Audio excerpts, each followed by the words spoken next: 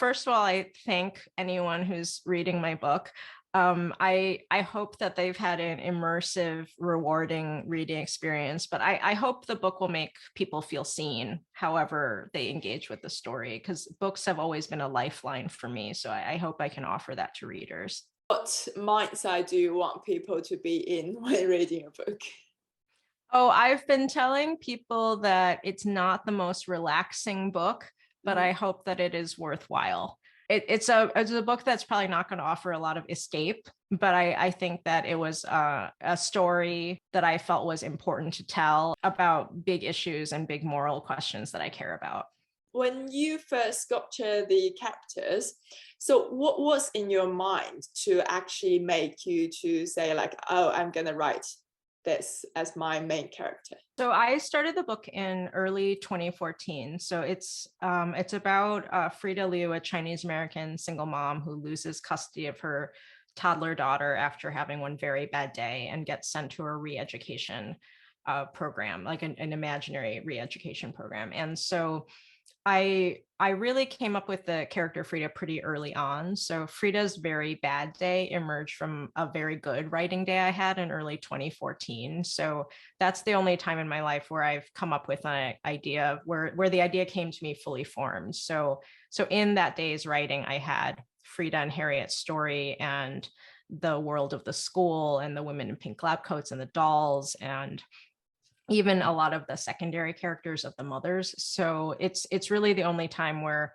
one day's drafting resulted in the foundation for a longer project. But some of the inspirations for the book were from my own life. I was deciding whether or not to have a baby, and I was feeling very anxious about that decision because I was heading into my late 30s. So it was time to make a choice. And I didn't feel ready. I felt a lot of pressure. I felt a lot of anxiety. And a few months before beginning the book and having that good writing day, I'd read a piece in the New Yorker called Where Is Your Mother by Rachel Aviv. And that story is about a single mom who loses custody of her toddler son after leaving him home alone. And after that, they never got him back. So something about the tragedy and the outrage of that story really stayed with me. So those are two things that fed into the creation of the school. So I've noticed that Frida, like in your book, as the main character, lived in a white neighborhood as a Chinese single mom.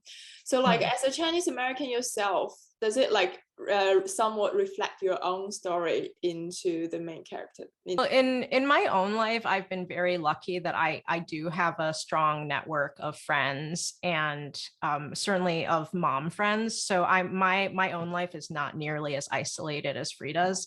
So her experience in that particular neighborhood in South Philly was partly inspired by me feeling pretty lonely when we moved to Philadelphia to a neighborhood where we were definitely the newcomers, like not just different racially, but also just being newcomers in a neighborhood where everyone had been there for 40 years and had raised their families. So we were not just the newcomers, but we were the yuppie newcomers, and that was part of the tension. But I have, as a first generation Chinese American, I have grown up in primarily white communities, so that feeling of otherness certainly affected how I saw the world. So I'm 43. So when I'm talking about my childhood, I'm talking about the 80s and early 90s, which was certainly a different time in America with a lot less awareness of racism and a lot less conversation about it. So the kind of casual racism that's now called like microaggressions, that's just I wish I'd had that word before, because that describes so much of my life and so much of my interactions with society, but that wasn't a word until pretty recently. But I certainly, growing up in a white community and like being one of the only Asian kids in school, there was just so much bullying, even like harassment on the street from adults. I mean, it was something that was just so much a part of growing up that I don't think I even had language for it at that age. My dad's from southern China and my mom is from Taiwan. And I mean, I was raised in a very Chinese family. And so, I mean, my parents generally spoke Mandarin at home, and there wasn't the pressure to assimilate in the same way that has been the case in like maybe other I mean, there's many stories of being an immigrant in America, but my family has always been very Chinese. There was not really much effort made to like conform to what an American family might look like. And I mean, I certainly have a great deal of guilt and shame about how terrible my Mandarin is at this point. Like I can sort of understand it, but I probably sound like a toddler. Like because my grammar is a mess and my vocabulary is very limited. So I can sort of fumble along, but but when I grew up, I was bilingual for a stretch of time. Like through most of my childhood, I think I was much more fluent than I am now. But I think growing up Chinese American, I think there's just the feeling that for me, there has been the feeling that I just don't belong anywhere. Because in America, I think in a lot of communities, there's a certain degree to which you are always regarded as foreign.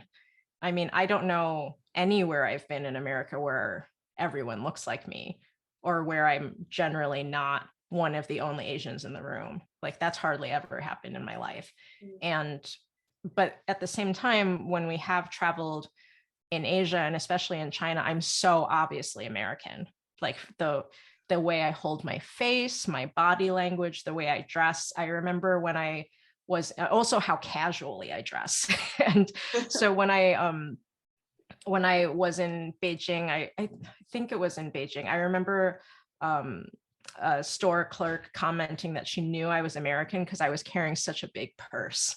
Because she was saying, because I was carrying a big leather tote bag that could hold a lot of stuff, and she was saying that like no Chinese women would carry such a big bag, but I mean, I was wearing jeans, I was wearing comfy shoes, like just how comfortable I was dressing just made me look really Western. Like my hair was messy, so really there's just so many markers of otherness in each culture. So I just feel like Asian Americans occupy a very difficult place because you just kind of don't belong anywhere. And there's just so much tension between like what culture can you hang on to over the generations. And I mean, my daughter's attending to a Mandarin immersion Montessori right now, and so we're hoping that she has some connection to the language and culture, but it's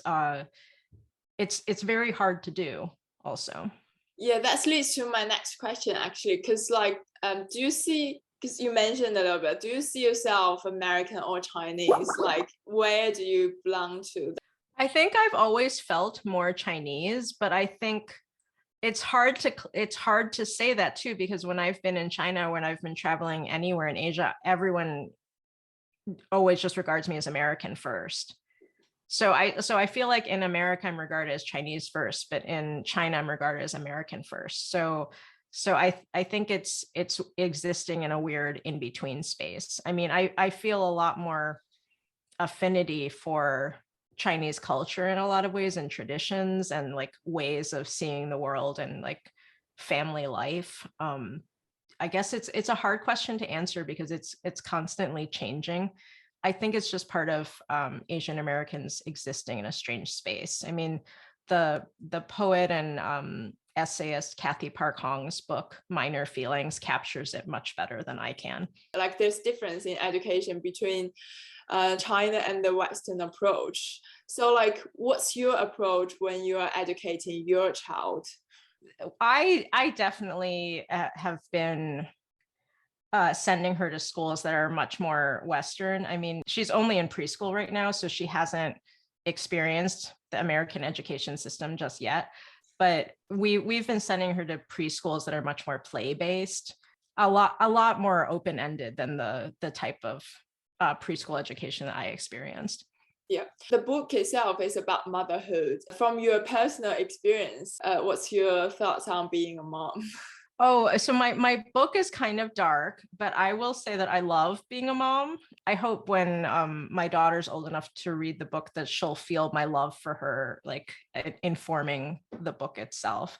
But I was really interested in critiquing the whole American cult of motherhood where we put women on. Also, I think it's probably true of many Western countries, and where we put mothers on a pedestal but offer them no social supports whatsoever. I think that part is pretty specific to America because there's no real family leave policy and there's not really a social safety net for parents. And also there's no universal health care, and like access to affordable childcare is so limited. So it's been interesting talking to journalists in Canada and the UK because the policies for families there are just so different. Like in the UK, I'm told that you can have maternity leave for a year. You have NHS, and the access to universities is different, and the access to preschool education is different. So it just feels like in America, the deck is really stacked against parents, and you're getting into something that is much more difficult here than in other countries, even though it's the richest country in the world. I can feel there's like a sense of helplessness when you sculpture the Frida character. Like, what inspired you the most when you built her in that situation? But I will say that my life has been way easier than Frida's because I mean, my book got written while I was raising an infant and a toddler because I had childcare. I have a very supportive husband who has done more than half of everything with the house, child rearing, all the responsibilities. So I am coming from a position of having a lot of support, but it was not hard to imagine what it would be like to have no support and how desperate you would feel in that situation. Certainly, I was envisioning the difficulty of working a full-time job and taking care of an infant. Like I started this in 2014, way before the pandemic. But I think that those scenes of Frida trying to get work done while Harriet also needs attention read very differently now because parents have been in this impossible situation for 2 years. So I was imagining the impossible situation separate from the pandemic, but I think it has a different resonance now.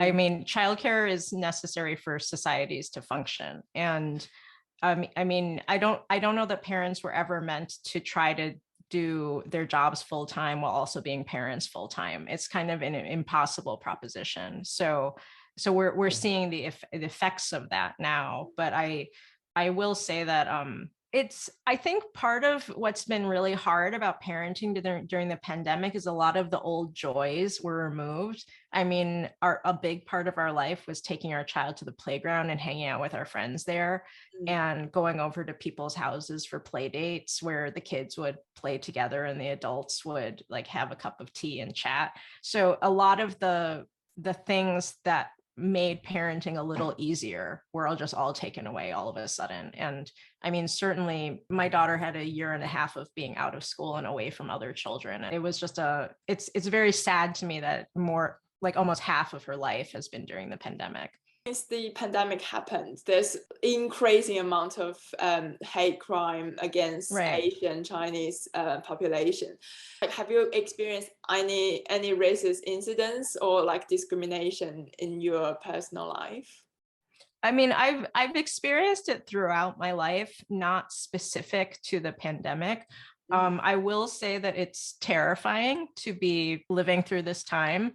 Certainly there was a time when the shootings of the women in the spa in Atlanta last spring, there was a time when I was really afraid to leave the house and I was afraid to be outdoors in public with my daughter. And we were talking about, do I need to buy pepper spray? Is it safe for me to take her to the park by myself? I mean, it was so sad. My dad was calling me, like, I think that day to tell me and my sister, like, don't go outside without your husbands, because our husbands are not Chinese. And he was feeling like it would be safer if we're not alone in public. And that's a very sad conversation to have. It's a really, really scary time. I haven't experienced anything myself, but I think I will also add that I've barely seen anyone in the last year. I work from home and I've had a very privileged life. Part of my job is not interacting with the public in that way. And we've been mostly at home for the past 2 years. So I really haven't interfaced with society nearly as much. But I mean, everything that's happened is completely heartbreaking and terrifying. And I mean, what just the murder that just happened in New York is incredibly scary. What do you think people should do to actually try to reduce or like to eliminate hate crimes? I mean, it's such a big question because I mean, America has just a lot more violence than the UK. There's a lot more gun violence. There's just more violence generally. And it's hard to figure out what help a situation that feels really impossible and feels really broken in every way. I don't necessarily think more policing is the answer. And I was just finishing a conversation where we talked about like, is policing and surveillance the answer? And I think there are a lot of problems with the amount of surveillance in America and the amount of policing and the way policing in America is conducted and how it affects communities of color. One big conversation that's been happening as a result of the most recent murder and the tragedy in New York is the lack of social services for the homeless community and the lack of services for the population that struggles with mental illness. I think the lack of a social safety net in America is one of the big problems. So there's a lot of talk that can happen with raising awareness, but I think that there does need to be more attention paid to like what the government can do to help the neediest communities. So how long did it take you to actually finish the book? When you're writing the book, is there any like story like struggle or like any exciting part that's inspired you more into writing the book?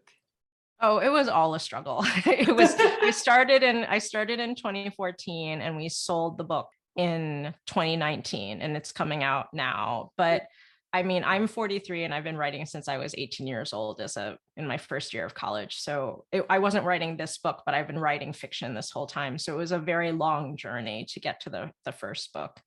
And I wouldn't say that any of it has been easy. I think my book's publication has seemed like an overnight success because the book has done really well in America and we've been getting a lot of media attention, which is all amazing. What you don't see is the years of hard work and struggle that came before the writing of this book.